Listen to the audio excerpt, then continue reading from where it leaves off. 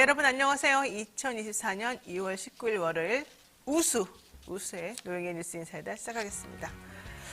이번 주 내내 비와 눈이 내리고 날이 갑자기 추워지고 조금 겨울 한파 비슷하게 나온다고 하는데요. 여러분들 건강 조심하셔야 될 것 같습니다. 어쨌든 그럼에도 불구하고 3월은 우리들 앞에 성큼 다가와 있습니다.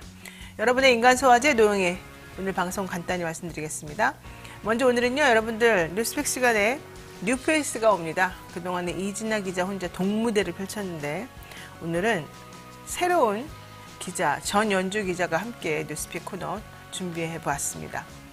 우리 전 기자 오늘 데뷔 무대인데 어떤지 한번 잘 평가해 주시고요.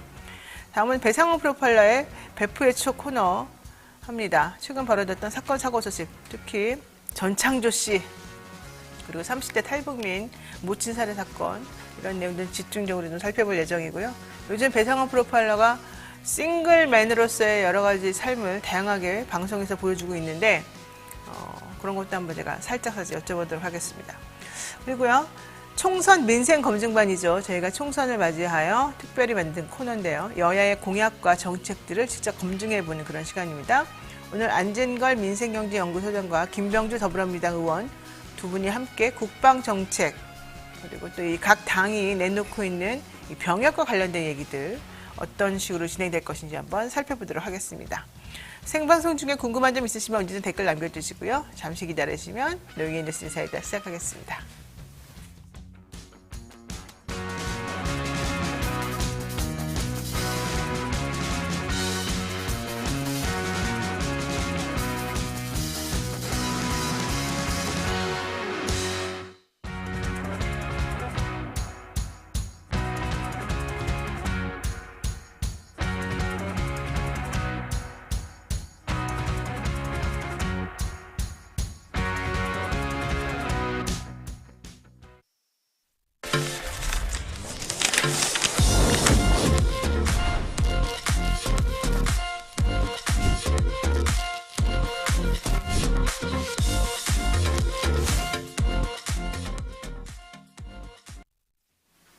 네, 바쁜 아침 이것만은 꼭 알아야 된다. 여러분들께 엄선해서 뉴스를 들려드리는 그런 시간이죠. 듣기만 해도 이해가 쏙쏙 되는 뉴스팩 시간인데요. 오늘은 전연주 뉴스마터 기자와 함께하겠습니다. 어서 오십시오. 네, 안녕하세요. 전연주입니다. 네, 오늘 첫 시간인데 인사 좀 나눌까요? 우리 애청자들하고. 네, 오늘 참 긴장되지만 앞으로 열심히 준비해 볼 테니까요. 잘 부탁드립니다. 네. 갑자기 그냥 막 기대가. 자, 첫 번째 소식부터 보죠. 여기 보니까 왕자 어린님, 전현주 기자님 기대합니다. 금간 기둥서방님, 전현주 기자님 시작은 어렵지 않습니다. 화이팅! 밥하기 싫은 여자님도 화이팅 하세요. 네, 왕자 어린님은 사내 기자 활동하셨었군요. 배동호님 기대하겠습니다. 성교수님들 반갑습니다. 네, 많은 분들이 써니님이 또 인사해 주시고 많은 분들이 기대를 하시니까 한번 좀 긴장한 상태에서 해보세요. 자, 첫 번째 소식부터 들어가죠. 우선 지금 제3지대 통합정당인 개혁신당 주도권 그리고 공천 문제를 두고 이준석 대표와 이낙연 대표가 아주 난리가 났습니다. 이게 이제 심상치 않은 내용 속으로 빠져들고 있다 이렇게 표현하던데 어떻습니까? 네, 맞습니다. 지난 9일 합당한 개혁신당이 통합 일주일 만에 내홍에 빠져들었습니다. 갈등은 선거 지휘 주도권과 배복주 전 정의당 부대표의 비례대표 공천 여부를 두고 불거졌는데요. 이준석 대표는 이낙연 공동대표에게 3가지 제안을 했지만 그중 이낙연 대표가 2개를 반대하면서 갈등이 불거진 것으로 전해지고 있습니다. 두 대표가 모두 동의한 제안은 지도부 전원이 지역구에 출마하자는 내용이었습니다. 문제가 된 첫 번째 제안은 대선 지휘 경험이 있는 이준석 대표가 김용남, 김만흠 공동정책위의장과 상의해서 선거정책 홍보 전반을 지휘하도록 하자는 제안이었는데요. 이낙연 대표는 이에 대해 선거 전반의 내용은 최고위원회에서 검토하는 절차를 거쳐야 한다는 입장을 취했습니다. 또 다른 제안은 논란의 인물은 비례대표 출마를 제안하고 그 내용을 이낙연 대표가 발표할 것이라는 내용으로 전해지고 있습니다. 현재 이 논란의 인물은 기존 개혁신당 지지층이 강하게 반발하는 배복주 전 부대표로 예상되고 있는데요. 이준석 대표 측은 배 전 부대표가 박경석 전국장애인 차별철폐연대 대표의 부인이고 관련 시위를 옹호했다는 점을 문제 삼고 있습니다. 이에 배 전 부대표는 이준석 대표는 지금 자신의 권력을 이용해서 일종의 정치적 폭력을 행사하고 있다고 맞받아친 상태입니다. 이낙연 대표는 이에 대해서 공천은 절차에 따라 할 일이며 최고위에서 의결하는 것은 배제의 정치라며 반대했습니다. 그러니까 사실 이준석 대표가 내놓고 있는 거는 거의 정권은 우리에게 줘라. 그리고 너네는 좀 곤란한 것만 좀 앞에 나가서 얘기해줘라. 이런 내용으로 사실 들리기 때문에 이낙연 대표 입장에서는 못 받아들일 가능성이 높습니다. 이 당이 기본적으로 지금 누가 더 많이 와 있냐. 우리 민주당 사람들로 사실 이게 구성되어 있는 거 아니겠느냐. 다 전부 다 의석수는 다 민주당 사람들 거다. 뭐 이런 생각들이 많이 있는데 여기에서 이준석 대표가 우리는 이 당의 정체성을 우리 걸로 끌고 나가야 돼. 이렇게 자꾸 주장하니까 이거 봐라? 말이 되나? 이제 이러고 지금 싸우는 것 같이 지금 느껴집니다. 이러다 보니까 김종민 개혁신당 최고위원이 기자 간담회를 열고 비판을 하고 여기에 대해서 또 김용남 정책위 의장이 맞받아쳤어요. 김종민 최고위원은 이제 이낙연 대표와 같이 지금 이 파에서 들어온 것이고 김용남 정책위 의장 같은 경우에는 이준석 대표하고 원래 기존에 있던 개혁신당에서 활동하던 사람이잖아요. 양쪽이 결국 맞붙을 수밖에 없는 구조인 것 같습니다. 네, 맞습니다. 네. 김종민 개혁신당 최고위원은 18일 기자 간담회를 통해서 2월 9일 합의의 핵심은 당명을 개혁신당으로 하고 총괄 선대위원장은 이낙연 대표로 한다는 것이었다며 그렇죠. 만약 전권을 준다면 이낙연 대표에 줘야 한다고 주장했습니다. 또 논란의 인물에 대해선 문제 있는 사람을 배제하려면 정해진 절차에 따라야 한다 이렇게 주장을 했고요. 또 이전 새로운 미래 지도부는 배복주가 누군지도 모른다. 공천 주자고 하는 사람도 없었다라고 말했습니다. 그러자 김용남 당 공동정책위의장은 곧바로 공천 받을 가능성이 없다면 그분이 오판하지 않도록 정확히 말씀드려야 하는 게 아니냐. 이견을 좁히지 못해서 월요일 최고위원회에서 다수결로 표결하기로 한 상황에서 왜 기자회견을 자청하는지 모르겠다고 말했습니다. 또 내일 아침 최고위원회 회의에서 표결로 김종민 의원이 아닌 다른 구성원들의 뜻을 확인하면 된다고 반박했습니다. 현재 지난 16일 예정됐던 최고위원회는 오늘 재개해서 논의하기로 한 상태고요. 오늘 최고위원회에서 갈등을 봉합할 수 있을지는 지켜봐야 할 것 같습니다. 네, 결과적으로는 주도권 싸움 플러스 또 여기도 또 공천 싸움인 거죠, 말하자면. 그렇습니다. 이렇게니까 이 사공이 많으면 배가 산으로 간다니까요. 이런 일이 뭐 예상됐던 건데 너무 빨리 왔습니다. 자, 민주당 주도의 야권 통합 비례정당이 소수정당과 협상에서도 진통을 계속 겪고 있는 거죠. 녹색정의당이 지난 17일 전국위원회 회의를 열고 민주당이 주도하는 비례연합정당에 불참하지 않기로 만장일치 결정했다. 이렇게 지금 발표를 했습니다. 그러면서도 지역구 연대는 한번 같이 해보겠다. 그러니까 본인들이 그동안에 지역구에서 승리했던 곳에 대해서는 우리 당이 계속 나갈 수 있게 해달라. 민주당 사람들 나오지 말아달라. 이런 얘기잖아요. 이런 것들이 과연 전체적으로 이 야권 연대와 연결해서 어떠한 시너지를 가질지 또 봐야 될 것 같습니다. 자, 뭐라고 하던가요? 김민정 녹색정의당 대변인. 네, 김민정 녹색정의당 대변인은 지난 17일 녹색정의당은 민주당이 포함된 비례연합정당에는 참가하지 않는 것을 만장일치로 결정했다고 밝혔습니다. 앞서 민주당이 준연동형 비례대표제를 결정한 후 박홍근 전 원내대표를 단장으로 하는 민주개혁진보선거연합추진단을 구성해서 녹색정의당, 진보당, 새진보연합 등에 들어오라고 손을 내민 바 있었는데요. 녹색정의당은 민주당이 녹색정의당에 제안한 비례연합정당은 준연동형 비례대표제 도입 취지에 정면으로 반한다는 점에서 위성정당 논란에서 자유로울 수 없다며 거부했습니다. 다만 지역구 차원에서 야권 후보 단일화에는 긍정적이었는데요.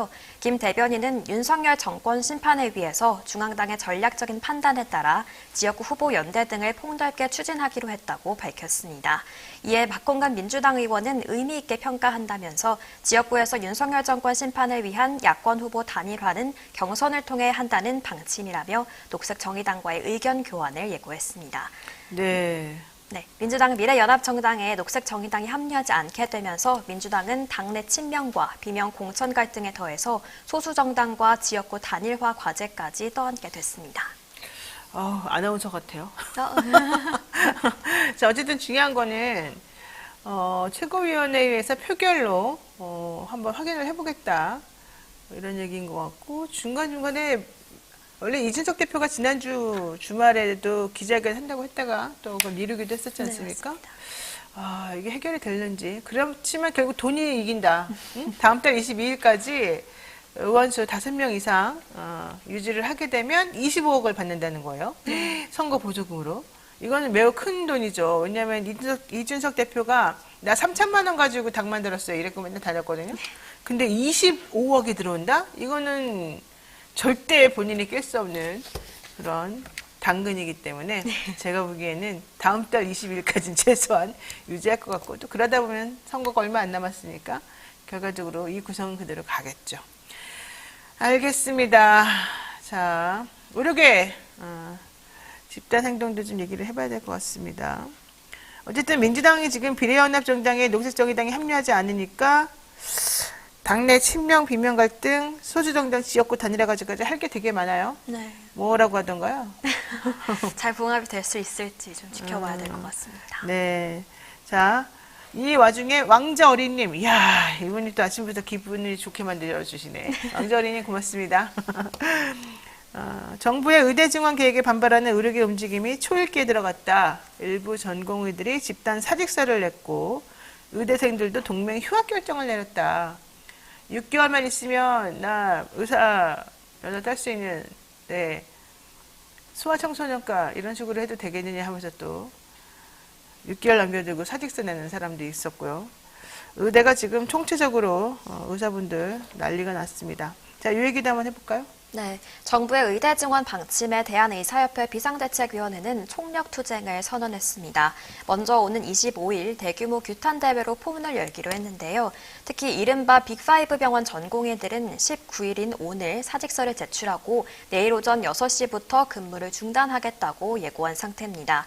빅5 전체 의사 가운데 전공의 비율은 40% 수준인 만큼 해당 병원들에서는 벌써 차질을 빚기 시작했습니다. 또 의대협은 16일 오후 비상대책위원회 임시총회를 열고 21일 기점으로 동맹 휴학 및 이에 준하는 행동을 개시하기로 결정했습니다. 이에 정부도 동맹 휴학은 휴학 사유에 해당하지 않는다며 힘겨루기에 들어갔는데요. 이 가운데 어제 18일 원광대 의대생 160여 명이 처음으로 집단 휴학을 냈습니다. 이로써 더 많은 의대생들이 집단 휴학에 나설 것으로 예상됩니다. 이에 한덕수 국무총리는 18일 오후 의사 집단행동 관련 대국민 담화에서 집단행동이 의료 공백으로 이어지면 그 피해는 고스란히 국민에게 돌아간다며 이는 국민 생명과 건강을 볼모로 삼는 있어서는 안 된 일이라고 밝혔습니다. 그러면서 의료사고 처리 특별법을 제정해서 의료소가 안전망을 구축하고 필수의료 의사들이 합당한 보상을 받도록 2028년까지 10조 원 이상을 투입해서 필수 의료 수가를 끌어올리겠다고 약속했습니다. 네, 이게 집단 반발이 수그러드는 것 같다니면 아니었군요. 오히려 더 좀 세게 몰아치고 있는 것 같은데 기사들이나 이런 걸 보게 되면은 문재인 때하고 달라진 거는 하나밖에 없다. 윤석열이라는 거다. 이래요. 그래서 누가 이길까 다들 그냥 촉각을 곤두세우고 있습니다. 누가 이길 것 같아요? 강대강이라서 참 한치 앞을 예상할 수 없는 것 같아요. 그러니까 우리 대통령 같은 경우는 무조건 한다면 한다. 뭐 결론이 어떻게 되든 누가 다치든 말든 간에 어쨌든 내가 뱉은 말에 대해서는 세게 나가겠다. 이런 스타일이어서 현실적으로 의사들도 그만큼 세게 나가지 않으면 소용이 없을 것 같아요. 근데 어쨌든 뭐 의사들 뭐 면허를 뭐 박탈하겠느니 많이 이건 내가 보기에는 불가능한 얘기니까 그냥 끝까지 해도 된다. 이런 얘기하는 사람들 많더라고요. 자, 중요한 건 국민을 누가 더 생각하느냐 이런 거겠죠. 자, 계속해서 얘기 한번 해봅시다. 한덕수 국무총리 대국민 담화 발표 후에 의료계 움직임 수그러들지 않고 있는데 결국은 그냥 서로 끝까지 가겠다 이런 겁니까? 네, 맞습니다. 짧게 말해주죠. 네, 한 총리의 반화 발표 직후 의협 비대위는 위헌적 프레임을 씌워 처벌하려고 한다면 의료 대재앙을 맞이할 것이란 내용의 성명서를 냈습니다. 네. 만약 정부가 환자를 소중히 여긴다면 다시 필수 의료 정책 패키지를 폐기하고 대화를 시작해야 한다고 주장했습니다. 이 강대강 대치가 이어지는 가운데 서울의 빅5 병원의 전공의가 사직서를 제출하기로 한 기한이 오늘로 다가오면서 필수 의료 공백이 일요 공백에 차질이 있을 것으로 보이는데요. 현재까지 총 715명의 전공의가 사직서를 제출한 것으로 파악이 됐습니다. 또 병원들은 전공의들의 집단 행동에 대해 비상의진료 체계를 논의하고 있는 것으로 전해졌습니다. 삼성 서울병원은 21일까지 입원이 예정된 일부 환자들의 수술을 연기했고 세브란스 병원도 예정된 수술 일부를 취소한 상태입니다. 아, 진짜 이러다가 애꿎은 국민들만 또 다시 좀 위험에 빠지는 거 아닌지 걱정입니다만 정부도 너무 일방통행식으로, 물론 정부가 지금 하고 있는 의대정원 추진에 대해서는 수많은 사람들이 찬성하고 있습니다만 그 과정이 또 너무 일방적으로 이루어지는 건 옳지 않겠습니다. 그런 측면에서 서로 좀 타협하고 얘기를 좀 나눌 수 있는 그런 자리가 마련이 됐으면 좋겠습니다. 네, 오늘 여기까지 해야 될 것 같습니다. 전현희 기자 오늘 처음인데 발음도 좋고 너무 좋습니다. 똑똑하십니다. 뭐 이렇게 칭찬하는 글이 많아요. 네, 감사합니다. 나가서 읽어보시고. 네, 전현주 기자 수고 많으셨습니다. 고맙습니다. 네, 감사합니다. 저는 잠시 후 베프의 촉으로 들어가겠습니다. 캐리린님께서 교회 갔다 와서 노변님 기다려요 그러시는데 정말 부지런하십니다. 우리 영친이들이 이렇게 부지런하네요. 좀 이따 봐요.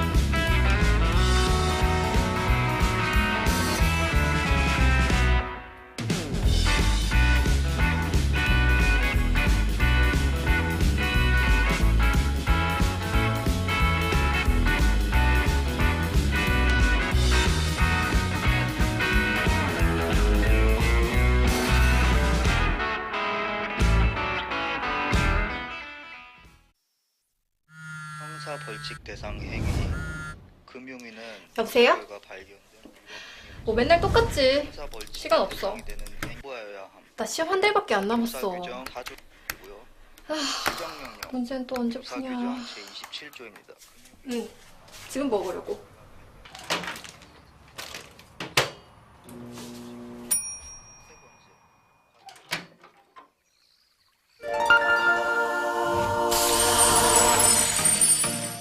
걱정 마세요.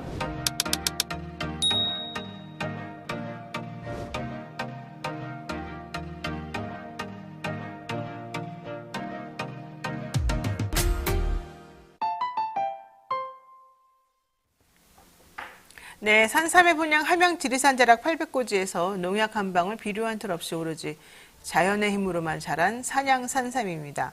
사포닌 함량이나 효과는 자연 산삼과 진배가 없고요. 7년근 뿌리, 잎, 열매 한 뿌리를 한 병에 담았다고 합니다. 압도적인 사포닌 함량을 자랑하고 있습니다. 컴파운드 K 강화 특허 추출 방식으로 흡수율을 높였습니다.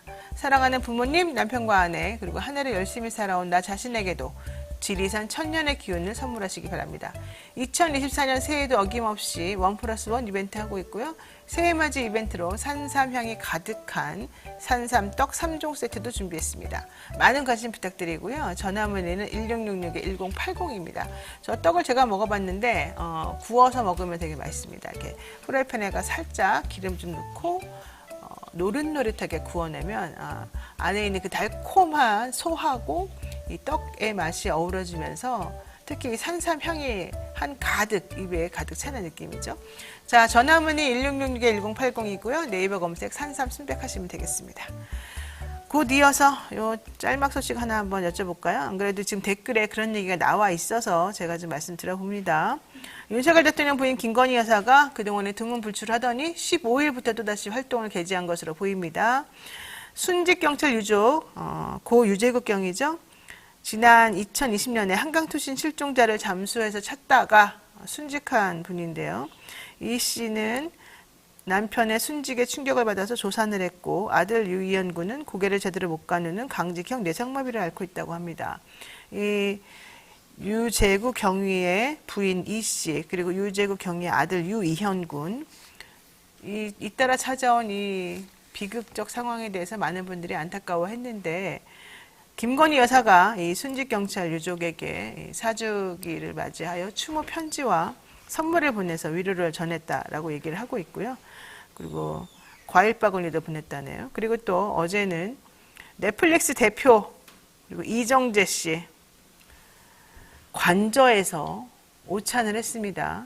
그리고 여기에는 김건희 여사도 참석했다는 겁니다. 사진에는 김건희 여사는 안 보였습니다만 이거 총선 앞두고 안 나올 것 같이 하더니 결국은 또 나오시는군요.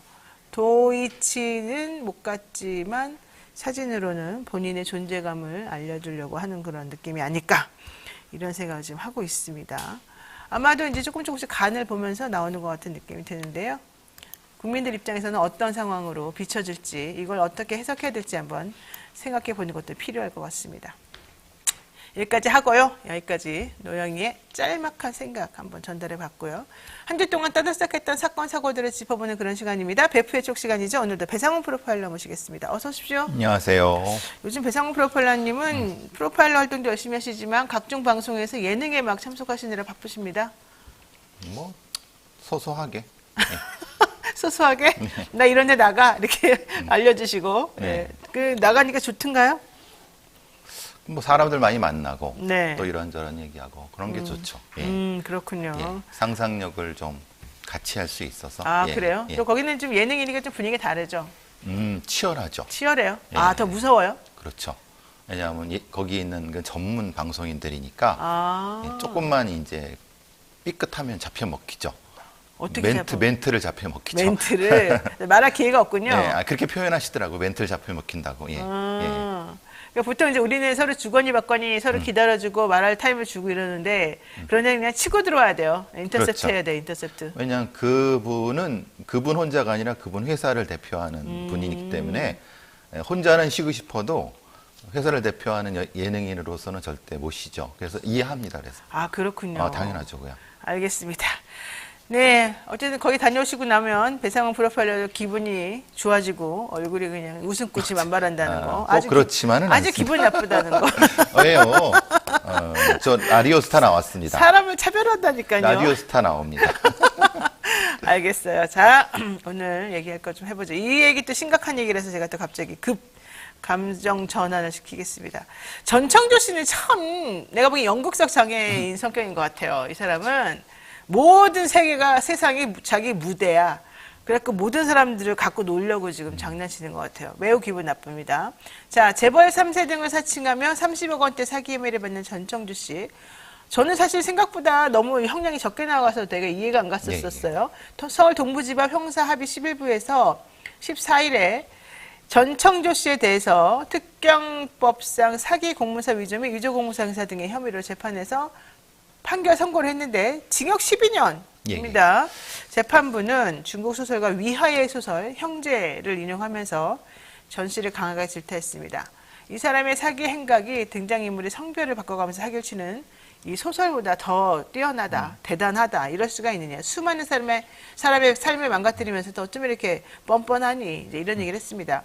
그러면서 가중 요소들을 따라도 상한이 10년 6개월밖에 안 돼서 내가 그거보다 더 많이 주긴 했어. 하지만 이해가 안 가. 이제 이게 재판부의 태도였었는데 여기에 대해서 전 씨 울었어요. 울음을 터뜨리면서. 예. 검찰은 전 씨에게 징역 15년 그리고 이 씨는 그 같이 수행했던 경호팀장이죠. 예, 이 씨에게는 그러니까 공범으로 재판받았던 징역 7년 구형하고 이랬는데 이 사람에 대해서는 전청조 씨에 대해서는 어쨌든 12년이 선고됐습니다. 12년이고 경호팀장은 훨씬 적게 나왔습니다. 훨씬 적게? 얼마 나왔어요? 제 기억으로는 4년 안쪽으로 나왔는데 왜냐하면 실제로는 뭐 공범 관계가 아니라 종범으로 그러니까 검찰은 공범이다라고 한 거고 판사님은 그보다는 종범에 가깝다. 라고 하고 그건 다시 또 이제 항소심에서 묻겠다고 하신 거고 뭐 제가 봐도 이 재판부의 판결 자체는 상당히 이 범죄 행위 자체를 질타를 많이 하셨는데 문제는 전체 액수에 있어서 남해 씨와 관련된 부분을 만약에 비껴간 것 같아요. 그러니까 액수가 많이 줄어들 수밖에 없는 거죠. 그러니까 액수가 줄어드니까 특경법상에 그 부분이 사실 줄어들 수밖에 없는 상황이었던 것 같고 검찰에서는 아마 이 부분을 좀 보완해 갖고 항소를 한 것 같습니다. 네, 그렇군요. 어쨌든 검찰 입장에서는 이 둘 간에 종범으로 그냥 단순히 보기는 어렵다. 이런 논리도 있는 것 같고요. 그렇죠. 아무래도. 제가 보기에도 그냥 단순히 종범이라고 하기엔 좀 곤란해 보여요. 그렇죠. 예, 왜냐면 이 씨가, 전 씨가 너무 허술하기 때문에 옆에 이 씨 같은 사람이 좀 이렇게 딱 그렇죠. 가지고 해주지 않으면 일종의 사람 속이기 어려워요. 그렇죠. 공범 관계가 아니면은 하기 힘들다라고 네. 하는 거고 이 씨 쪽에서는 네. 물론 초기엔 그래서 이제 이 시기가 좀 다르다라고 한 부분이 있어서 그걸 조금 구분을 해서 항소심에서는 좀 다퉈봐야 될 것 같고요. 네. 남현희 씨 문제가 지금 걸립니다. 그러니까 남현희 씨의 그러니까 공범 액수라고 하면 액수가 확 커지는 거고. 그렇죠. 만약에 이게 좀 지금 줄어든 상태에서 하기 때문에. 근데 문제는 지금 수사 중이거든요. 네. 남현희 씨에 대한 부분이. 그러니까 수사가 완결되고 그것이 또 시작되면은 지금 이 형량 자체가 좀 달라질 수 있다는 좀 근데 생각합니다. 저는 지금 솔직히 이해가 안 가는 게 상황이 이렇게 되잖아요. 그러면은 공범 관계가 좀 아리까리하잖아요. 그러면은 검찰이 재판할 때 그럽니다. 남현희 거를 그냥 빨리 수사해가지고 같이 붙이던가. 왜냐면 같은 사건이니까 그렇죠. 결국에는. 아니면은 일단은 전청조 씨 재판부에 좀 기다려달라고 합니다. 왜냐면은 1심 물론 구속돼 있습니다만은 이게 2개월에서 6개월까지 연장이 가능하기 그렇죠. 때문에 그 기간 동안에 수사하면 되거든요. 그리고 수사 어느 정도 다 됐어요. 그러면 전청조 씨 거랑 따로 떼어가지고 남현희 씨 거만 한다는 건 좀 이상하기 때문에 오히려 이걸 같이 해서 결과를 같이 내는 게 더 맞거든요. 그래서 이제 변호사님 말씀하신 부분에 있어서 좀 의문이 드는 게 네, 이상하죠. 실제로는 이게 검찰로 넘어온 게 아니거든요. 경찰 단계에서 잡고 있단 말이에요. 맞아요. 남현희 거를. 네, 그러면 네. 경찰은 무슨 이유 때문에 이걸 잡고 있느냐. 그러니까 수사 중이라고 하는데 도대체 네. 뭘 더 수사하고 아니면 어떤 걸 더 하느냐. 증거가 부족하다는 거냐. 그러니까 이게 지금 붙여야 될 걸 안 붙여버리니까 전청조의 어떻게 보면 일종의 전략에 놀아나는 거 아니냐. 이제 조각내기 수법. 이게 사기꾼들은 조각내기 네, 수법을 맞아요. 통해서 쪼개고. 그러면 이제 형량이 확확 줄어들거든요. 네. 미국 같은 경우는 안 그렇지만 우리는 이 조각내면은 줄어드는데 그러니까 이게 이상한 상황이 돼버리는 거예요. 그러니까 피해자들이 보기에는 전청조가 굉장히 이거보다 훨씬 남아야 된다는데 법 논리상으로는 액수가 줄어드니까 그거밖에 할 수 없다는 그러니까. 건 재판부들도 맞아요. 그럼 경찰이 지금 무슨 짓을 하고 있는 거냐라고 하는 의문이 지금 드는 아니 거죠. 그래서 원래 검찰이 수사지 하면서 빨리 보내라. 그렇죠. 그래서 우리가 그냥 기소를 하든 말든 그러니까 니네 의견이 뭐든 내가 확인을 한번 해보겠다. 네. 이렇게 해줘야 되는데 지금 뭔가 중간에 걸려 있어요. 걸려 있어갖고 그러면은 그러니까 수사지휘권을 완전히 행사하기도 애매한 상태고, 네. 근데 경찰은 잡고 있고, 그러니까 이제 피해자들은 이게 뭐냐 도대체라고 하는 부분에서 이거 분명히 경찰이 네. 명백히 입장을 내야 될 것 같아요. 왜냐하면 그렇죠. 검찰 쪽에서는 제가 보기엔 검찰보다는 경찰에 지금 문제가 있어요. 문제 있는 것 네. 같다는 느낌이 들어요. 아까 조금 더 말씀하시죠. 말씀하세요. 예. 그러니까 전청조가 이제 법정에서 손을 덜벌벌 떨었다고 해요. 손을 그런 가짜는 연극을 하는 게 실제로는 실제냐 아닙니다. 아까 변호사님이 연극성 장애를 하지만 이게 의도적인 연극성 장애 같은 부분이 들어요. 그렇죠. 얘는 네. 지금 이게 굉장히 그런 것들을 잘하는 사람이죠. 굉장히 잘해요. 특히 사기꾼 많이 보셨겠지만 이런 종류의 사기꾼들은요 온몸이 다 그냥 무기입니다. 온몸이 다 그냥 막 참. 울고 막 떨고 막 하면서 요 문 밖에만 나가면요 낄낄거립니다. 법정 밖에만 나가면. 그러니까 참 저렇게 하기도 희한하다. 그러니까 진짜 메소드 연기는 저 타고난 애들 같다. 메소드 연기예요? 완전히 메소드 연기죠. 대단하네요. 예. 자, 징역형이 선고되니까 전 씨는 몸을 가누지 못할 정도로 크게 흐느꼈다고 하는데 처음에 검찰이 구형할 때도 최후 진술할 때도 막 통곡을 하면서 죽어 마땅하다. 끝까지 책임지겠다. 그러면서 그냥 아주 날 죽여라 막 이렇게 소리를 지르기를 하고 난리를 쳤다는 거잖아요. 근데 정작 피해자에 대한 보상은 단 1원도 안 했어요. 아무것도 없다는 거예요. 그렇죠. 아니, 자기 아무것도 돈이 없다는 거예요. 그러니까. 그리고 근데 실제로 보면 돈이 그렇게 없지도 않아요. 홍화 변호인단을 구성해가지고 지금 그러니까요. 열심히 하고 있잖아요. 아니 그러면은 이게 관선 변호사냐 그게 아니라 그 사선 변호사잖아요. 그럼 그 돈은 어디서 났느냐? 그러니까 자기 아버지가 줬다? 그럼 자기 아버지한테 돈은 뭐냐? 아버지한테 10억 받았다던데. 그러니까요. 이게 자기 아버지도 지금 구속돼 있어요. 네. 그럼 엄마는 뭐냐? 그 엄마가 타고 다니는 차는 뭐냐? 그러니까 그 피해자들은 그런 거 의심하는 거죠. 아니 그 돈이 어디서 나왔겠느냐? 가족 전체가. 그러니까 그거에 대한 최소한의 책임은 좀 져야 된다라고 하는 게 재판부 입장이고 보통 피해자들 입장이에요. 거기에 대한 얘기를 하나도 안 하고 네. 말로는 재판정에서 막 울고 불고 하는데 이런 거는 절대 속으면 안 됩니다. 그러니까 그런 거 보면은 사실은 판사님도 알아요. 제가 거짓말하는구나, 그렇죠. 쇼하는구나, 아니구나 아는데 그거를 알 걸 알면서도 이 사람들은 태연자역하게 그런 걸 하거든요. 막 밀어붙이는 거죠. 아, 너무 이상해요. 그래서 보는 사람들이 진짜 속으로 혀를 찼을 겁니다. 그러니까 그 사람 주장은 날 죽여라, 날 죽여라 이러면서 속으로 너 나 죽이면 안 돼. 이거를 내 메시지를 내보내는 거거든요. 그렇죠. 그러니까 말씀하신 것처럼 합의하자는 얘기예요. 피해자들한테 합의는 어떻게 돈이 없는데? 근데 이제 외상합의 있다는 거요? 외상합의로 가는 거죠. 어음으로 부돌내겠다 또 이런 외상합의로 심사네요? 가는 거죠. 이런 애들이 진짜 외상합의로 가는 거죠. 이런 사람들의 심리는 정확히 뭡니까 그러면? 일단 위기만 모면하고 그렇죠. 보자. 예, 예. 예. 그래서 말씀하신 있잖아요. 영국인이 1막 1장만 넘으면 1막 2장은 나하고 상관없다라고. 그러니까요. 하는 거죠. 예, 예. 그리고 자기에게 이렇게 스포트라이트, 이거 말이 좀 웃기지만 카메라가 자기를 향해 오실 때를 즐겨요. 그러니까 이 사람은. 우리 김희철 씨가 한 말대로 우주 데스타란 말을 얘가 쓴다는 맞아요, 거지 않습니까? 맞아요. 이게 말 같지도 않은 거지만은 그걸 또 언론에도 받아 써줘요. 네. 또 그걸 보고 낄낄거려요. 아이고. 그러니까 이게 참 사기꾼들은 그런 형태의 것을 먹고 자라는 것 같아요.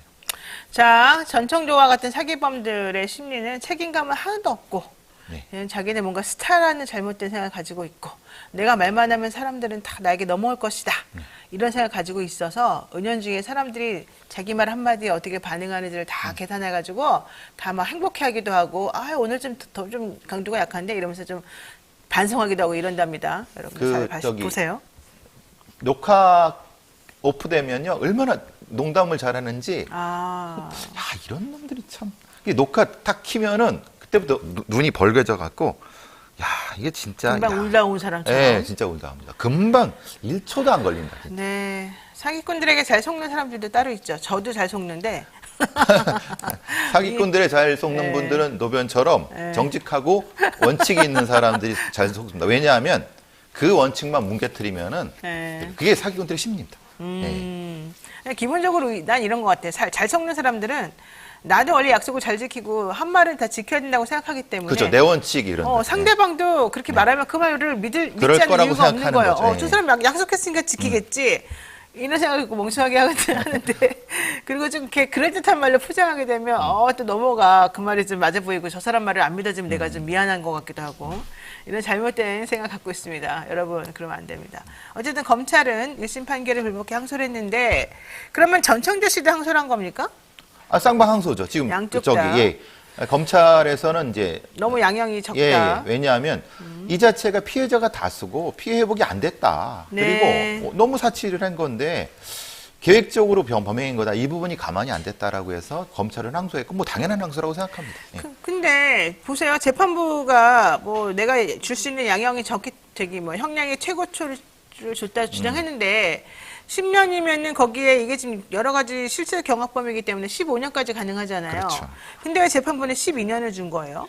뭐 장량 감경이에요? 반성하고 있다고? 거기까지는 이제 말하자면 판사님은 그냥 이건 자기가 최애도 고를 줬다고 하는데 난 아닌 것 같은데 그러니까. 최고 안 주셨는데.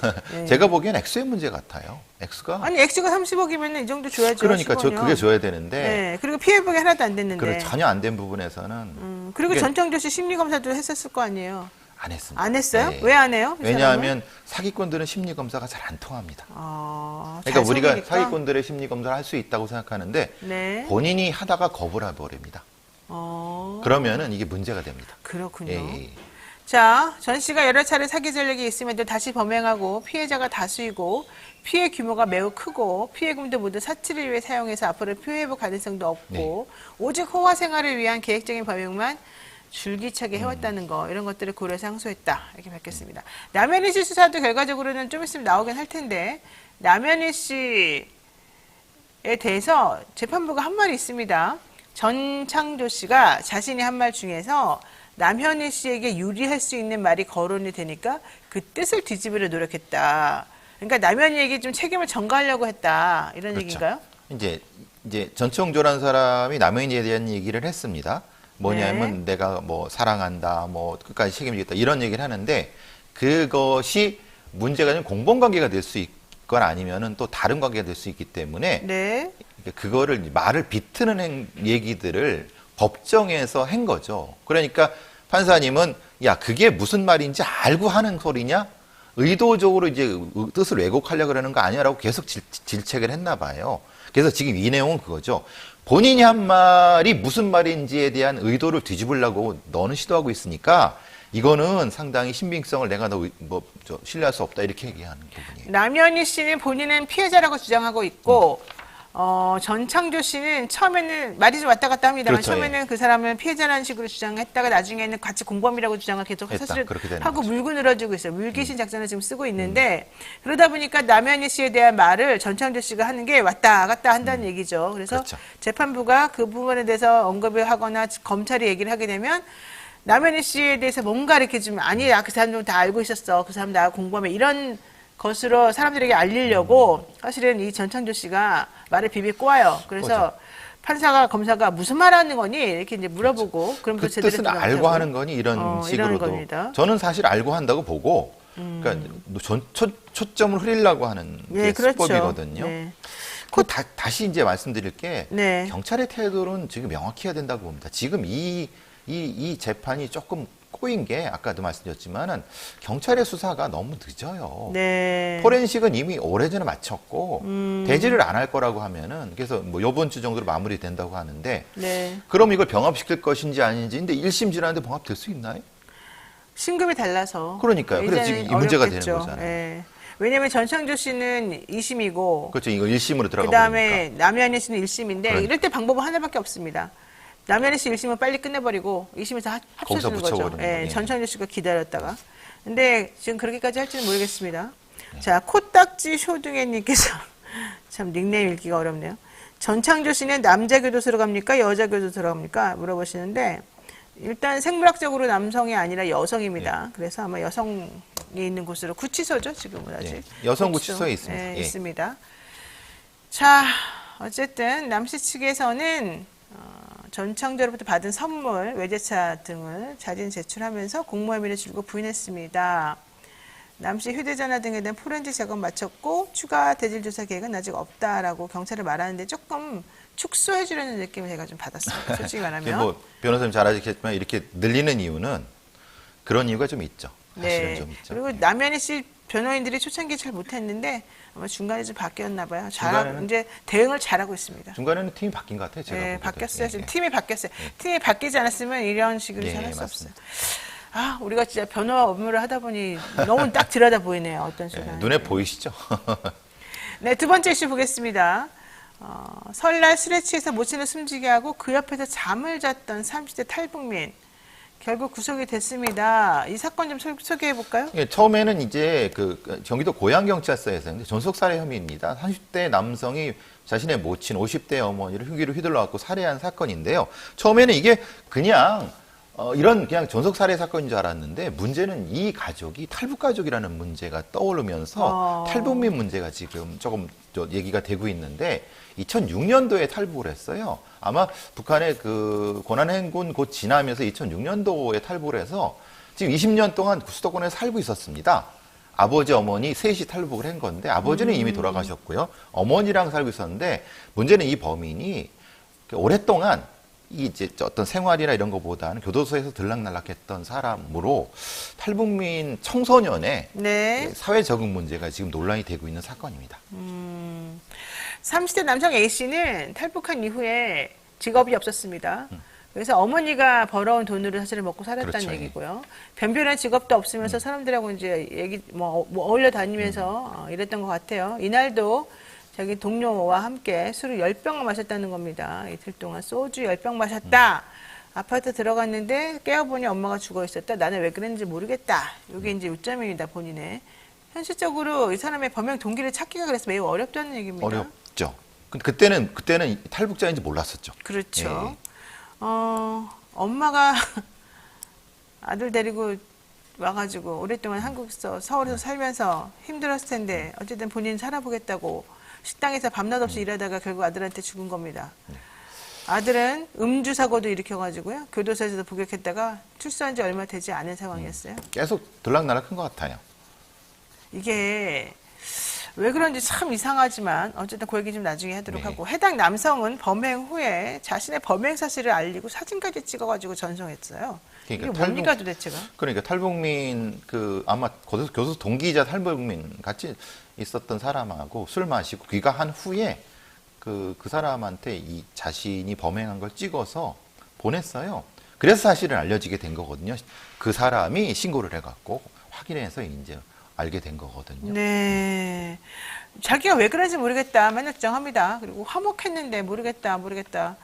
근데 무슨 그래서, 뜻일까요, 이게? 그래서 이제 꽃제비 물론 이런 표현을 좀 써서 그렇지만 국민의힘의 지성호 의원이 아마 그런 비슷한 것일 겁니다. 근데 북한에는 예, 독특한 특성을 가지고 있는데 네. 이게 이제 탈북한 남한에 살고 있는 우리나라에 살고 있는 이런 가족이 특히 모자 가족이 뭐 아시다시피 우리나라에 34,000명 탈북 들어와 있지만은 실제로 상당수가 여성분입니다. 네, 맞아요. 그중에 아주 그 어린아이들을 데리고 온 경우도 많고 또 함경도 쪽이나 위쪽의 경우가 많은데 이 정체성이 문제가 됩니다. 그러니까 아이들의 교육보다는 이 남아있는 사람들한테 돈을 보내고 그러면서 이 가족 내에서 그런 충돌이 많이 벌어진다고 합니다. 그런 조사 결과가. 네. 그러니까 이제 이 가족 내에서 상당히 심각한 불화가 있는 것이 이 탈북민 가족에서 이렇게 나타나는 것이 아닐까라는 관련 전문가들의 추정이 그렇죠.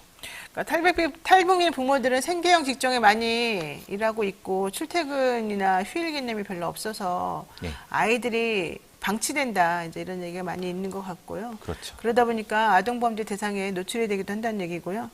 또 이런 것도 있는 것 같아요. 제가 자료를 찾아보니까 성공한 탈북민으로서 즉 정착을 잘하고 있다고 소개된 사람들이 오히려 더 큰 어려움을 겪더라. 그 사람들은 심리적 어려움이 크죠. 본인이 잘 정착했다라고 하는 이 가면이라고 할까요? 이런 거에 쌓여서 실질적으로 내면적으로 힘들다는 걸 제대로 밝히지를 못하면서 오히려 더 고립되어 간다 이런 얘기가 있더라고요. 예, 심리적으로 이제 일종의 우리가 말하자면 가면을 쓰는 거잖아요. 그러니까요. 심리적 가면을 쓰고 있는 상태에서 내적인 갈등이 가정 내 폭력이라든가 불화로 이뤄지는 경우가 많이 나타나는 것 같습니다. 그러니까 작년 2023년 7월 같은 경우에도요. 북한에서 그 두부밥이라고 하는 게 있는데 그걸 우리나라 사람들이 입맛에 맞게끔 고쳤어요. 제시 키친이라고 하는 회사를 차려가지고 김정향 대표라는 사람이 성공한 탈북민의 성공한 사업가로서의 대표적으로 예. 대표로서 자리매김했었는데 잘 살다가 불과 얼마 되지도 않은 상황에서 스스로 목숨을 끊었습니다. 왜 그러냐 그랬더니 자신감 있고 밝은 모습으로 비춰지긴 했으나 현실적으로 닥쳐오는 어려움이 너무 많았고 그것을 사람들에게 알려주고 도움을 받을 수 있는 곳이 없었다는 게 요점인데요. 이런 부분만이 있는 게 아니라 이런 류의 사람들이 되게 많다는 게 요점인 것 같고요. 고독사하는 탈북 청년들도 상당히 많다라고 해요. 그러니까 경제적으로도 어렵고 정서적으로도 어렵고 문화적으로도 이 사회에 뿌리내리기가 어렵고 심리적으로도 이 소수자의 느낌이 많고 대학의 특례가 있지만 대학 내에서도 잘 적응을 못하죠. 예. 특히 이제 이 탈북자라는 레이블이 한번 찍히게 되면은 뭐 동기들이 잘 소외도 많이 시키고 그런 부분이 있는 것 같고 아무래도 이제 좀 안 맞으니까 우리하고 좀 어려우니까 좀 초기에 이제 그 사기를 많이 당하게 된 이분들이 많으면 누구한테 당했냐면 기존에 왔던 왜냐하면 자본주의 시스템이 전혀 모릅니다. 그렇죠. 어떻게 이제 뭐 재금을 하고 진출해야 되고 투자나 이런 모르기 때문에 한 1,500만 원, 2,000만 원 정도 초기 정착금을 그대로 털리는 경우가 많아갖고 그렇죠. 초기에 제가 경찰에 있을 때는 이 여성들이 많기 때문에 이 경기도 근교에서 이제 그런 오피스텔에서 그런 안 좋은 업소에 다니는 여성들을 쫓아낸 경우가 있는데 굉장히 그때도 마음이 많이 아팠습니다. 그러니까 이분들이 북한에서 나올 때는 그래도 좀 뭔가를 바라고 왔는데 한국에 와서는 가장 그 낮은 쪽에서 이런 범법자가 되는 형태가 경찰들도 사실은 계속 마음이 아팠죠. 이들의 아이들이 사실은 가정 내에서 방치되는 경우를 많이 봤거든요. 근데 그 아이가 이 아이입니다. 맞습니다. 방치됐다가 결국 이렇게 되는. 근데 어쨌든 탈북민 중에 특히 20, 30대가 적응을 잘 못한다는 얘기가 아마 어렸을 때부터 좀 방치돼 있다가 사회에서 계속 어떻게 자리 잡아야 되는지 모르는 상태에서 헤매다 보니까 그런 것 같고 그러다 보니까 30대들이 또 1년에 한 30명씩 더 되돌아가는 경우도 있다고 그래요. 그렇죠. 그러니까 또 데려갔다 또 옵니다. 다시 또 와요? 네, 왔다 갔다 두세 번 떠돌아다니는군요. 왜냐면 정체성이 없어요. 어디 정체성을 둬야 할지 모르는 상황이 벌어지니까 그런 거죠. 거죠. 알겠습니다. 더 이상의 비극을 막기 위해서 국가가 어떤 종류에든 적극적인 관리를 했으면 좋겠다. 이런 말씀을 끝으로 오늘 여기까지 정리해야 될 것 같습니다. 지금까지 배상훈 프로파일러와 함께했습니다. 오늘 말씀 고맙습니다. 감사합니다. 간단하게 이분이 계속해서 글을 올리기 때문에 하나만 말씀드리면 오동기라는 분이 김혜경 씨 법과 관련해서 이상한 논리한 거 아닙니까? 기소한 10만 원만 얘기하면 되지 왜 2천만 원을 얘기하는 거예요? 이렇게 물어보는데 그 인터뷰를 잘 들어보시면 제가 이제 다른 방송에서 했던 얘기를 가지고 하시는 것 같은데 이 김혜경 씨가 2천만 원 했다는 얘기가 아니라 배모 씨에 대한 기소가 2천만 원이었다는 얘기입니다. 150건에 2천만 원, 2018년부터 2021년까지 사이에 사용한 그 중에서 그 2천만 원 상당의 금액 중에서 10만 4천 원이 기소되었다는 얘기입니다. 네, 오해 없으시기 바랍니다. 자, 여기까지 하겠습니다. 배상훈 프로파일러 가시고 이제 잠시 기다리시면 여러분들이 또 좋아하는 안진걸 소장과 김병지 의원 모시고 총선 민생 검증반 하겠습니다. 잠깐만 기다려주세요.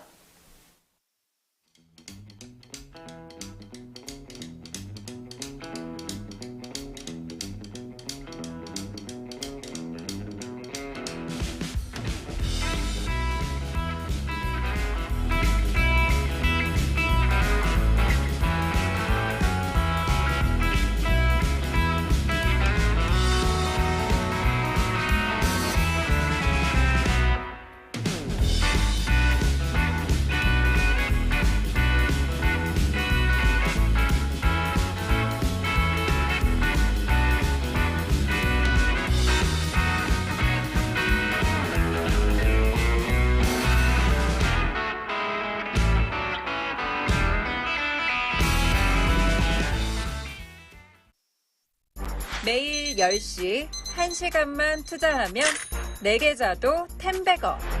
개장하자마자 급등? 따라잡아도 되나? 1분 대기조 점상이 답변해줍니다. 바쁜데 특징 중? 언제 공부해? 1시간만 투자하세요. 점상이 정리해줍니다. 단기로 치고 빠질 종목 없나? 매일 오전 10시 점상이 골라줍니다. 매일 오전 10시엔 점상을 잡아라. 유튜브에서 점상 시크릿을 검색하세요.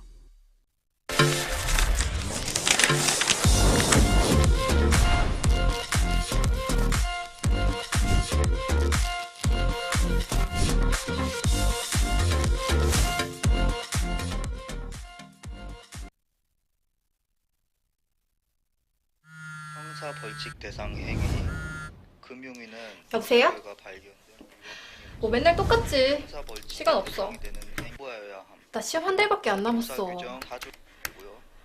시정명령 문제는 또 언제 형사 푸냐. 규정 제27조입니다. 응. 지금 먹으려고.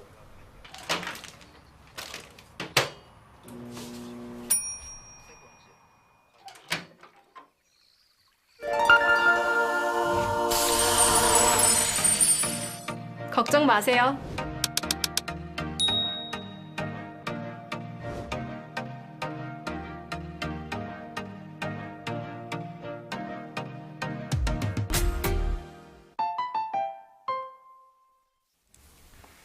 네, 지난주 출생정책에 이어서 이번 주는 국방정책 알아보는 시간입니다. 총선 민생검증반 시간에 안진걸 민생경제연구소장과 오늘은 사성장군 출신이죠. 더불어민주당 소속의 주블리 김병지 의원과 함께합니다. 주블리 TV, 김병지 의원이 하는 TV인데요. 지금 얘기 들어보니까 거의 20만 구독자를 지금 모시고 제일 잘 되는 TV라고 하는데요. 부럽습니다. 자, 두 분 모시겠습니다. 어서 오십시오. 네, 안녕하십니까. 안녕하세요. 네, 우리 의원님 너무 오랜만에 뵙습니다. 네, 오랜만입니다. 그동안에 네. 또 지역구 활동하시느라고 네. 많이 바쁘셨을 것 같은데 네. 파랑불입니까? 빨간불입니까? 네, 들려오는 소식에 의하면 네. 파랑불이다 이러던데. 네, 네. 지금 네. 뭐 좀 분위기가 좋아지고 좋아요? 있습니다. 아, 네. 지금 나가시는 곳이 정확히 어딘지 다시 말씀해 주실까요? 남양주 을인데 별내 진접 오남 지역입니다. 그 지역에 지금 민주당 후보 4명이 경합을 하고 있는데 네. 그래도 제가 제일 선두권을 달리고 있습니다. 남양주 을에 지금 현재 현역이 누구죠? 김한정 한정 의원. 의원 재선 의원이고요. 저하고 경합하고 있고 거기 이제 보좌관 출신하고 뭐 이렇게 청와대 행정관 출신 두 분이 나와서 또 경합을 벌이고 있습니다. 그럼 경선이 이제 언제예요? 글쎄요. 이번 주에 아마 그 컷오프 발표되면서 몇 명이 경선할지 발표될 걸로 예상이 그러니까 되고. 단수 공천은 아니고 의원님은 지금 경선하기로는 된 겁니까? 아직 정해지지 않았습니까? 아직 안 정해졌습니다. 아직 안 정해졌다. 단수 공천도 가능할 수도 있고 아니면 그 2명이 경선하든가 3명이 할 수도 있고 네. 이번 주 결정이 되지 않을까 생각이 드는데요. 보니까 민키님, 김 의원님은 파랑입니다. 유한정님 우리 팀입니다. 걱정하지 마시고 그리고 갤럭시님이 의원님은 파란색 정당에 파란불이 돌아 계시죠. 그런가 봐요. 갤럭시님이 정권 바뀌시면 국방부 장관 찜입니다. 네. 좋은데요, 아주. 예. 네, 민키님도 네. 지지율 좋으십니다. 네, 배동호님이 남양주를 경선 신경 써주세요. 이렇게 하셨습니다. 이 사이에 또 신현도님이 토마토 패스 광고 좋아요. 그랬을 때 맞습니다. 네. 재밌죠. 자, 어쨌든 두 분 모시고 본격적인 얘기 나누는데요. 저희 뉴스마트에서 아주 심혈을 기울여서 또 기획해서 요거 하나 짧게 만들고 있는 게 있습니다. 현장 영상을 저희가 만들고 있습니다. 지난번부터 2030의 목소리를 직접 들어보는 시간이죠. 보겠습니다. 저도 원래는 여자 병역에 대해서 그렇게 막 찬성하는 편은 아니었는데 이번에 여자도 이제 공무원을 하기 위해서 군대를 가야 된다. 그거에 대해서는 개인적으로 찬성하는 편이에요. 정확하게 얼마 기준으로 딱 말하기는 좀 힘들 것 같고 그래도 사회에서 주는 거하고 비슷하게는 줘야 되지 않나. 왜냐면 거기도 일과 시간이 다 있기 때문에. 저는 살짝 너무 급진적으로 말을 한 게 있지 않나 싶기는 한데 이렇게 하면은 뭔가 갑자기 확 바뀌는 거다 보니까 거기에 대한 부작용이 분명히 따를 거라 봐서 그렇게 급진적으로 바뀌기보다는 어떻게 보면 페널티를 주는 게 아니라 현재 하고 있는 사람한테 좀 더 챙겨주는 가산점이나 이런 걸 챙겨주는 쪽으로 해야 하는 게 그걸 양극화를 좀 없애는 길이라고 생각합니다. 저는 공무원 하는데 굳이 군대 가야 된다 갑자기 바꾸는 건 별로라고 생각합니다. 동의하는 편인 것 같은데 이안도 가야 되지 않나? 저도 비슷하게 생각해요. 그냥 네, 필요한 것 같긴 해요. 공무원에 한해서라기보다는 솔직히 얘기해서 지금보다는 좀 더 확대돼야 되지 않나? 아예 모든 사람이 안 가는 거에 대한 건 좀 바뀌어야 할 수도 있겠다. 그냥 모든 그러니까 여자들이 지금, 가지 않는 거에 대해서는 어느 정도 몇 번 생각을 해봐야 될 수 있겠다. 까진 정확히 생각 안 해봐서 모르겠는데 하나로 통일되는 게 좋다고 생각해요. 네. 모병자일 건 모병자 하고 전부 다 징병자일 거면 징병제를 하고 근데 이제 여자는 모병제, 남자는 징병 이런 식으로 되면 더 양극 간의 갈등이 더 심해지지 않을까? 사실 지금 양극 간의 갈등이 가장 큰 문제니까. 저는 그래도 약간 일하는 시간이 보통 근로자에 비해서 많다 보니까 그리고 일과 그 일상의 경계가 좀 흐릿한 편이잖아요. 그래서 최저임금보다는 한 10만 원 정도는 더 줘도 되지 않나. 저는 좋은 것 같고 여경 뭐 여자 소방관에 대해서 그렇게 여론이 좋지 않다고 생각을 하고 있고 그리고 저도 막 이렇게 봤을 때 굳이 뭐 여경이 필요한가에 대한 생각도 좀 가지고 있는 사람 중에 하나이기도 하고 여경이 그 체력 그런 시험에서 조건이 좀 낮다고 알고 있어요. 그래서 군대를 갔다 와서 그래도 비슷한 조건으로 끌어올리는 게 맞지 않나 하는 생각을 가지고 있습니다. 가야 된다고 하면 저는 뭐 크게 반발 없이 갈 것 같긴 하지만 개인적으로는 지금 남자들만 있는 군대에서도 여유 인원이 많다고 생각을 하는데 여자까지 굳이 갈 필요는 없다고 생각합니다. 지금처럼 미군이 계속 있다고 하면은 징병제보다 모병제로 바뀌는 것도 괜찮은 것 같아요. 왜냐하면 굳이 그렇게 많은 병력이 있을 필요가 없는 거예요. 네, 조금 긴 것 같은 영상을 보셨습니다. 병장 기준으로 월급 200만 원이라면 어느 정도 어떻게 생각하냐? 여성 입대는 어떻게 생각하냐? 이런 거. 현실적으로 공무원에 또 희망하는 여성 입대는 어떻게 생각하냐? 이게 그냥 입대하고 공무원에 희망하는 사람에게만 또 입대하라고 하는 건 어떻게 생각하냐? 이런 얘기도 다 좀 젊은 청년들에게 들어봤습니다. 남성, 여성 모두에게. 그래서 특히 개혁신당에 지금 주장하는 내용 같은 경우도 올바른 정책인지 징병제, 모병제 어떻게 생각하는지 다 물어봤습니다. 어떻게 보셨습니까? 우리 전문가로서. 네, 이 공약은 사실 실현 가능성이 좀 아주 낮고 총선을 위해서 이제 2030이나 남성의 표를 얻기 위한 어떤 갈라치기 전략의 공약이 아닌가 생각이 듭니다. 네. 조금 뭐 긍정적인 것은 인구 절감 현상이 지금 일어나고 있는데 사회 전반적으로도 도전을 받지만 군도 도전을 받는데 이러한 것들을 어떻게 해결할 것인가 이슈화시킨 정도로는 의미를 부여할 수가 있죠. 사실은. 이슈화의 의미가 있다. 네, 그래서 KBS에서도 사실은 이런 바로 여론조사를 보니까 하는 것 같았고 여성군 참여를 찬성률이 좀 높더라고요. 그리고 네. 세계적으로도 이런 문제를 많이 봉착하고 있어서 스웨덴이나 네덜란드도 2016년도부터는 여성을 징병의 대상에 포함하고 이런 추세에 있긴 합니다. 그래서 우리 군도 이런 것들을 절감하고 오래전부터 어떻게 해결을 해야 되느냐 지금 연구하고 있고요. 네. 그래서 현재는 50만까지 유지를 하는 걸로 가는데 앞으로 얼마 적정 군을 유지해야 되느냐 이런 연구가 시작이 되고 있습니다. 특히 우리 민주당에서는 이 문제는 아주 심각하게 보고 있어서 네. 몇 년 전부터 아주 그 연구를 많이 했습니다. 네. 그래서 지난 대선 때 이재명 대표께서도 연구를 해서 공약을 발표했던 것이 선택적 모병제입니다. 그러니까 부사관과 군무원은 대폭 늘려서 모병으로 가고 네. 나머지 징병은 최소로 한다. 이런 선택적 모병제를 제시한 것도 있죠. 제가 봤을 때 이 징병과 모병 또는 군을 얼마나 유지하고 하느냐의 문제는 네. 먼저 인구 절감이 미래에 어떻게 진행이 되고 우리가 안보를 유지하려면 적정 군을 얼마만큼 유지해야 되냐가 먼저 돼야 되고 아직 그것이 정해지지 않았습니다. 그리고 나서 그걸 메꾸기 위해서는 뭐 요새는 무인화하는 전력들이 많습니다. 네. 예를 들어서 로봇이 대행할 수가 있고 드론이 할 수 있고 무인 전차, 무인 장갑차가 할 수 있잖아요. 그런 그 공백을 줄일 수가 있고 그다음 부사관과 군무원을 늘려서 한다든가 이런 것들이 이루어져야 되기 때문에 국민적 공감대를 형성하고 가야 되는데 지금 이준석 대표 같은 경우는 마치 이걸 적극적으로 관심을 끌기 위한 공약, 또 갈라치기 공약 이런 거는 적절하지 않다고 저는 보여집니다. 맞습니다. 개혁신당인데 제가 보기에는 개혁보다는 상당한 분열신당, 네. 논란신당입니다. 분열신당. 어르신들 무임승차도 저희는 네. 그 서울지하철 적자를 왜 모르겠습니까? 하지만 네. 중앙정부 하나도 지원하지 않는 문제는 지적도 안 하면서 마치 어르신들이 많이 다니까 문제인데 어르신들이 그래 다녀서 건강하고 가정이 화목한 그 사제 효과는 무시하고 있고요. 맞아요. 그리고 무임승차란 말도 평생 국가와 사회를 위해서 세금 내고 정말 가족을 위해서 봉사했고 세계 최장시간 노동하시는 우리 어르신들한테 굉장히 모욕적인 말입니다. 그래서 그렇습니다. 그 말도 저는 우리 민주당에도 제안드리는데 빨리 복지승차나 경로승차 이렇게 그렇죠. 바꿨으면 좋겠어요. 네, 또는 네. 존경승차로. 그렇죠.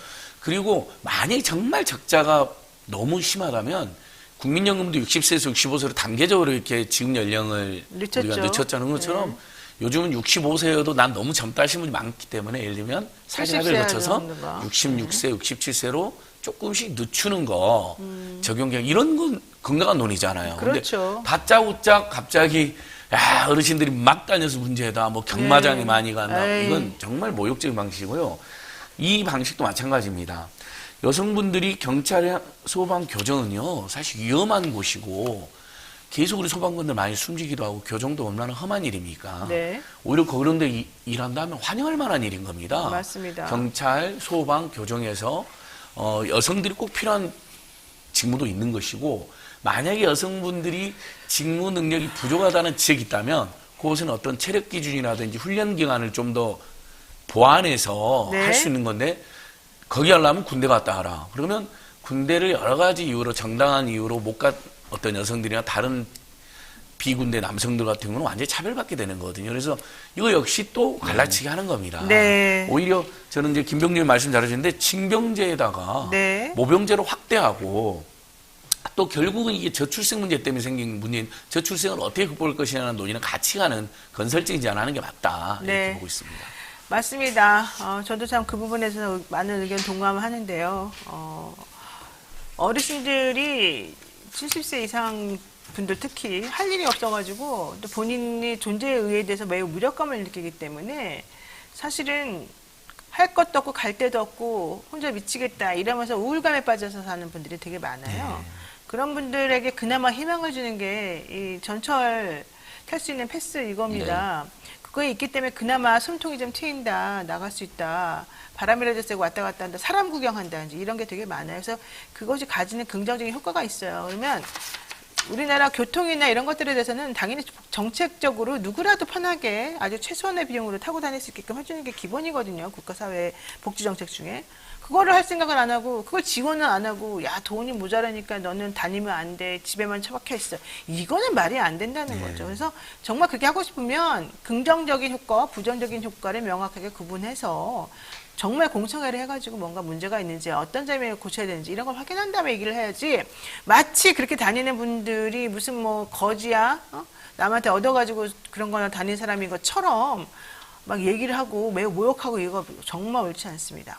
자 어쨌든 그런 상황에서 개혁신당이 지금 제안하고 현재 빅텐트에서 조율 중이라고 하는 여성 신규 공무원 병역 의무화 이 부분에 대해서도 사실 좀 하고 싶은 말이 되게 많단 말이에요. 물론 병역을 수행하기 어려운 일부의 경우는 예외를 두겠다라고 이제 얘기를 합니다만 김병주 의원님께서 보시기에 어때요? 이 말이 맞는 말입니까? 별로 맞지가 않죠. 안 맞아요? 예. 네, 사실은 병역이라는 것은 우리 헌법에도 병역 의무가 돼 있고 이런 데는 신중을 기해야 되는 것입니다. 사실은. 그래서 국민적인 또 공감대가 형성이 돼야 되고 그래서 조금 전에 안진걸 소장께서도 얘기했지만은 이것은 마치 분열시키고 이런 정책이죠. 사실은 공약이고 또 주목받기 위해서 어거지로 만드는 것이 아니냐 싶어요. 사실은 정치의 목적 중에 하나가 국민 통합과 국민들을 하합시키는 것이 있거든요. 그런데 윤석열 대통령이 이준석도 윤석열 대통령을 만들었잖아요. 그때부터 갈라치기 공약을 많이 했었고 또 윤석열 대통령 들어와서도 갈라치기를 지금 많이 하고 있잖아요. 공산주의 전체주의가 어떻느니 뭐 해가면서 그래서 같은 배를 타고 윤석열을 만들어서 한 이준석이라 그런지 몰라도 이준석 대표가 또 갈라치기 이런 공약들을 내서 국민들을 분열시키고 하는 것이 너무 안타깝다고 생각이 들어요. 오히려. 네. 그러니까 뭐 여성 징병제에 대해서는 뭐 논의할 수 있습니다. 사실 우리 사회에서 징병제냐 모병제냐도 굉장히 오래된 논란인데 예전에 제가 기억나는 게 진보 진영이나 평화운동 단체에서는 처음에는 모병제를 찬성했어요. 근데 이것도 굉장히 복잡해진 게 미국 모병제를 보니까 가난한 집안의 청년들만 주로 모병을 하는 거예요. 맞아요. 그래서 펜타곤이나 백악관의 부자나 재벌들이 전쟁을 결정하고 주로 전장에 나가서는 가난한 청년들이 죽는 거예요. 그래서 미국 내에서도 야 모병제가 맞냐. 차라리 징병절해서 전쟁에 대해서 모든 집권 세력이 신중하게 자기 자식들도 있으니까. 그러면서 요즘에는 모병제에 반대하는 목소리도 꽤 많아요. 그러니까 이만큼 이 징병이냐 모병이냐 또 여성을 징병을 할 것이냐는 굉장히 신중한 논의가 필요하고요. 꼭 선악의 논리로 접근할 필요가 없는 건데 만약에 우리 사회가 정말 군대를 도저히 유지할 수 없는 정도로 저출생과 자살률이 심각하게 되면요. 그 문제를 먼저 해결해야 되는데 진짜 그렇게 되면 여성 징병제도 논의 안 할 수가 없죠. 알겠습니다. 그러나 지금처럼 갑자기 야 여성들 그동안 이제 많이 차별받는 이제 요즘 차별 안 받으니까 다 너희도 군대가 이런 식으로 접근하는 건 절대 아니라는 겁니다. 저희가 그래서 조사를 여론조사한 게 있어서 한번 확인을 해봤습니다. 여기 보니까는 그 KBS가 설 연휴 기간에 조사한 설문조사를 가지고 판단해 보니까 여성 징병제를 찬성하는 사람이 54%, 반대가 34%, 잘 모른다가 12%였는데 이 중에서 특히 남자는 찬성 비율이 높았어요. 66%, 그리고 반대는 27%였고 여자는 찬성이 43%, 반대가 40%였거든요. 그럼 생각보다 많은 사람들이 찬성하나 보다 이렇게 생각이 조금 들어요. 이게 일반적인 생각인가요? 글쎄요. 저 여론조사의 그 세부적인 데이터를 못 봐서 모르겠는데 현재 저는 징병제냐 모병제냐 또 여성들이 군에 가야 되느냐 말아야 되느냐의 담론은 지금 시작해야 된다고는 봐요. 왜냐하면 지금 실제 인구 절벽 현상으로 2035년 정도 되면은 전원이 남성이 다 가도 부족한 상태가 됩니다. 그리고 사실은 모병제 얘기하는데 모병제 할 인원을 모집하기가 어려워요. 실제. 그리고 또 모병제 한다고 하면 조금 전에 말씀 안 소장 얘기하셨듯이 취직이 안 된다든가 뭐 학교에 잘 못 간다든가 그러면은 그 군에 가는 경향이 있기 때문에 오히려 사회의 불평등을 심화시킬 우려도 있고 군의 수준이 또 낮아질 수도 있고 여러 가지 문제가 있는 것이죠. 그렇기 때문에 이러한 것들은 지금부터 좀 더 사회적인 담론을 가지고 네. 공감대를 형성해 가야 된다고 보고 단순히 저렇게 여론조사로만 이것이 맞다 저것이 맞다 할 문제는 저는 아니라고 봅니다. 저 여성 징병제 관련한 이제 여론조사에 대해서는 뭐 보수 가표집이다 내지는 명절 전후에 나온 거라서 조금 정확하지 않다 이런 얘기도 나옵니다만 이런 조사를 한번 더 여러 번 해가지고 정확하게 사람들이 어떤 생각 가지고 있는지 판단해보는 건 필요할 것 같습니다. 저는 약간 긍정적으로 보는 게 네. 그냥 여성 징병제를 감정적으로 또는 여성도 한번 군대 가봐라 뭐 이런 식으로 하는 분들도 있지만 네. 사실 이제 지금 군대 자원이 너무 부족해진다고 하니까 애국심으로 또 국방과 안보를 걱정해서 그래 여성 징병도 논의해보자 하는 분들도 꽤 많을 겁니다. 그래서 그러면은 당연히 나라 걱정으로 건강에 접근하니까 긍정적 면이 있는데 네. 다만 이 문제를 군대도 아직 준비가 안 돼 있습니다. 여성 징병 그리고 아주 오래 걸립니다. 그러니까 김병님 말씀처럼 저렇게 그냥 개혁신당이 마치 갈라치기식으로 여성도 한번 당해봐라 또는 뭐 해봐라 뭐 이런 식으로 접근할 일이 아니라 지금부터 순차적인 계획을 가지고 아주 치밀하게 또 사회적 통합을 사회적 논의를 잘 거쳐서 해보는 게 필요하다 이렇게 네. 보고 또 민주당에서는 이 병역과 관련된 이런 약정들 혹은 뭐 얘기들을 많이 지금 하고 있습니다. 물론 뭐 새로운 선택 이제는 뭐 개혁신당으로 합쳐졌으니까 의미는 없습니다만 어쨌든 민주당에서 내세우고 있는 장병 처우 개선이 있지 않습니까? 네. 그건 어떤 겁니까? 네, 이번에 공약을 지난 24일 날 발표를 했습니다. 공약의 핵심은 장병들의 처우 개선, 복지의 주안을 두고 저희는 했고요. 그중에 핵심적인 내용 몇 가지 말씀드리면은 군인들하고 군무원들이 저녁에나 야간에 또는 주말에 근무를 쓰잖아요. 네. 그럴 때 당직 근무비가 일반 공무원보다 낮게 책정이 돼 있어요. 아, 군인 그래서 당직비가. 네, 예. 네. 똑같이 군인들도 장교들이나 간부들도 다 그 준 공무원인데 공무원과 차별이 돼 있어서 그 공무원에 맞추겠다는 겁니다. 그래서 현재는 평일에 2만 원, 휴일날 4만 원 받는데 공무원들은 평일날 3만 원, 휴일날 6만 원을 받아요. 그게 형평성이 안 맞잖아요. 네. 그래서 그걸 맞추겠다는 거고 이것은 문재인 정부 때부터 문제 제기가 돼서 점진적으로 계속 올라가서 현재 2만 원과 4만 원까지 간 겁니다. 그렇죠. 그리고 이제 병사들 같은 경우 군에서 핸드폰을 자유시간에 쓰지 않습니까? 네. 근데 24시간 쓰는 것도 아니고 한 2-3시간 쓰는데 실제 휴대전화 요금이 되게 비싸게 나오는 거잖아요. 네. 그래서 지금 군에서도 20% 감면을 해주고 있는데 네. 할인 혜택을 앞으로 50%까지 해주겠다라는 것이 공약 중에 하나고요. 네. 그리고 장병들이 군에서 좀 더 인생에 도움이 되게 하기 위해서 그 군의 학점제를 좀 인정을 해주고 군생활 하면서 교육을 받을 수 있게 또 군 복무하면서 경험을 하지 않습니까? 분대장 하게 되면 리더십을 배울 수 있고 이런 것들을 학점으로 인정해 주는 것을 확대하겠다. 이런 등등의 여러 가지 실질적으로 장병들의 삶의 향상 네. 또 처우 개선에 관련된 것들을 했죠. 네. 지금 밀리패스 바우처라는 것도 있지 않습니까?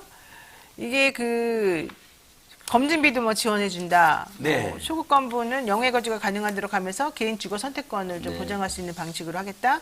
휴대전화와 요금 할인 같은 것도 조금 통신사랑 연계해가지고 좀 해주겠다. 이런 얘기인 것 같아요.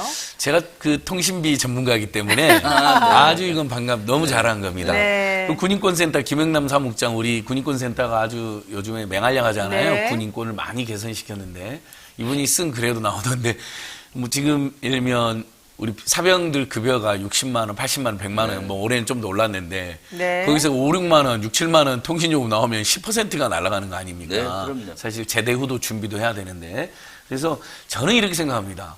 나라 위에 헌신하려고 지금 우리가 의무적으로 징병해놨잖아요. 네. 저는 그 2-3시간 통신비는 국가가 100% 지원해 준 게 맞다. 다만 통신 3사가 1년에 벌어들이는 순이익이 지금 5조 안팎이나 됩니다. 그래서 네. 국가가 100% 부담내면 통신사가 50%, 국가가 50%이 정도로 하는 게 맞는데 알겠습니다. 당장 민주당 공약처럼 50%라도 이렇게 네. 지원 확대하는 게 필요하다. 네, 그리고 또 중요한 게 예비군 동원훈련 기간 단축입니다. 네, 민주당은 지금 현행 죄송합니다. 1년차에서 4년차까지 진행하고 있는 예비군 동원훈련 기간을 4년에서 3년으로 1년 단축하는 것을 공약으로 했습니다. 다만 2박 3일 훈련 시간은 주말을 포함해서 3박 4일로 늘어나고 동원훈련 보상비도 현행보다 조금 더 주는 것, 2배 정도 주는 것으로 좀 얘기를 하고 있습니다. 또 하나는 이제 국민의힘에서도 정책을 내놨는데요. 급식비를 좀 올려주겠다. 이게 국민의힘의 얘기인 것 같습니다. 네. 뭐라고 하나요? 급식비 국민의힘에서 13,000원에서 이를 15,000원으로 올려준다고 했는데 이것은 너무 어이없는 거예요. 아, 왜요? 문재인 정부 때 이미 15,000원 올리겠다고 그 계획을 이미 세웠고, 네. 네. 그리고 그런데 윤석열 정부 들어와서 제대로 안 올려서 지금 13,000원이 된 겁니다. 그런 거예요? 그러니까 원래 대통령이 문재인 네. 대통령이 올린다고 했는데 네, 그때 그걸 점진적으로 실행해야 확 올렸거든요. 네, 실행해야 되는 이쪽에서 일을 안 했군요. 네, 그래서 최근 윤석열 정부 들어와서 이만큼 못 올려서 문제인데 15,000원도 턱없이 부족합니다. 그렇죠. 이 공약이라고 하면은 앞으로 22대 4년 동안 하겠다는 거 아니겠습니까? 네. 지금 당장도 저는 18,000원에서 2만 원 정도가 합당해요. 왜냐하면은 병사들 은 식사할 때 있잖아요. 네. 메뉴 선택권이 없습니다. 우리가 어느 식당을 가든지 본인이 메뉴를 선택하잖아요. 어떨 때는 뭐 설렁탕을 먹고 싶을 때도 있고 네. 짜장면을 먹고 싶을 때도 있는데 군은 주어진 메뉴만 먹게 돼 있는 겁니다.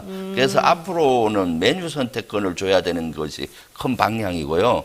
그러려면 미국 미군들처럼 완전히 뷔페식으로 이렇게 가야 되는 거죠. 그럼 자기가 선택해서 먹을 수 있잖아요. 그래서 작년 기준 미군들은 1일 18,000원 정도 되더라고요. 그래서 제가 국방위에서도 앞으로 병사들은 메뉴 선택권을 갖게 해야 된다. 네.